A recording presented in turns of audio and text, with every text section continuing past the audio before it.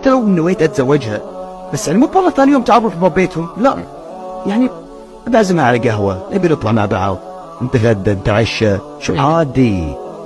تغدى معاها، تعشى معاها، اطلع معاها، اتمشى معاها، نروح السينما؟ روح السينما مع بعض، وممكن حتى تسافر معاها. ابو خالد لا، احنا هاي دين ولا طين؟ لا طين. هذا طين. هذا طين طبعا. وانت بالدين يعني غلط اللي قلته الاستاذ، لا يستحيل.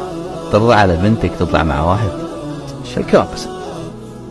ترضى على بنتك تروح سينما مع واحد؟ الكلام هذه سينما بعد؟ الإسلام جاء عشان يسهل حياتنا كلها. تخالف تتعب، تخالف تجيك المشاكل من كل صوب، مو في الزواج بس. انت لما تخالف شرع الله حتى في الماء، في شرب الماء تتعب.